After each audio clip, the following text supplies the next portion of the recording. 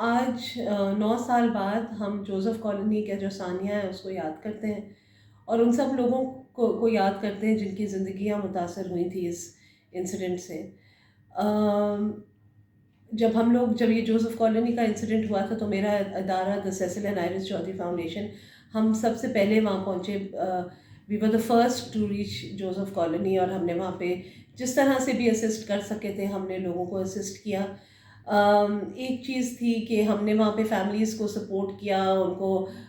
جو ان کی ضروریات تھیں وہ ہم نے پوری کی، کوشش کی پوری کرنے کے لیے۔ لیکن جو سب سے زیادہ وہاں پہ ٹریجڈی ہوئی تھی وہ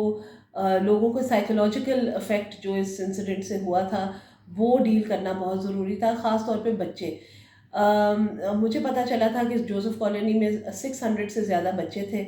اور جب میں وہاں گئی تھی یہ چھوٹی چھوٹی بچے آ کے مجھ سے پوچھ رہے تھے کہ باجی دیکھیں مسلمانوں نے ہمارے گھر جلا دیے، مسلمان نے ہمارے ساتھ یہ کیا، مسلمانوں نے ہمارے ساتھ یہ کیا۔ تو میں سمجھتی تھی کہ وہ بہت ایک ڈینجرس نیریٹو تھا، جو میں نہیں چاہتی تھی کہ یہ بچے بڑے ہو کے کسی اور مذہب کے لیے ان کے دل میں نفرت پیدا ہو۔ تو ہم لوگوں نے کیا تھا، وہاں پہ ایک چلڈرنس پلے سینٹر بنایا ادھر ہی جوزف کالونی کے اندر، اور ہم نے جتنے بھی بچے تھے جو اس ٹراما میں سے گزر رہے تھے یہ سب وہاں آتے تھے۔ ڈرائنگ، پینٹنگ، کلرنگ، مختلف قسم کی ایکٹیویٹیز ہم نے بچوں کے لیے رکھی تھی تاکہ ذہنی طور پہ ان کے ذہن تھوڑا سا ڈائیورٹ ہو۔ اور ایک اور بہت امپورٹنٹ چیز ہم نے اس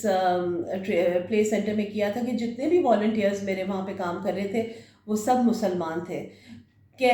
ہمارا میسج کنوے کرنے کا مقصد یہ تھا کہ سارے مسلمان برے نہیں ہوتے۔ میں نہیں چاہتی تھی کہ یہ بچے بڑے ہو کے کسی اور مذہب سے ان کی کوئی ریزنٹمنٹ ہو ان کے دل میں یا نفرت ہو ان کے دل میں، اسی لیے ہم نے یہ انیشیٹو لیا تھا جو بہت سکسیزفل ہوا تھا۔ ان بچوں کو ہم نے بہت زیادہ کاؤنسل کیا، ہمارے والنٹیئرز نے ان کے ساتھ بہت کام کیا، اور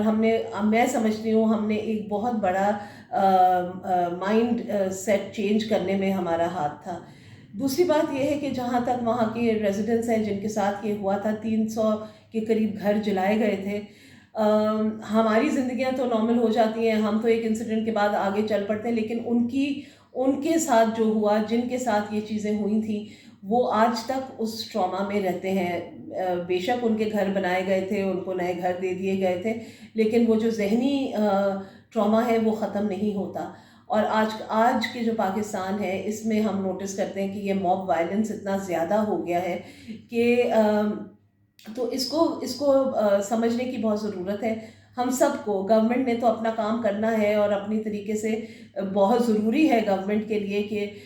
جو اتھارٹیز ہیں وہ اس پہ نظر رکھیں اور اس کو ختم کرنے کے لیے یا کم کرنے کے لیے وہ اپنے اقتدامات کریں، لیکن ایٹ دا سیم ٹائم ہماری اپنی بھی ایک ذمہ داری ہے کہ ہم لوگ بھی اپنے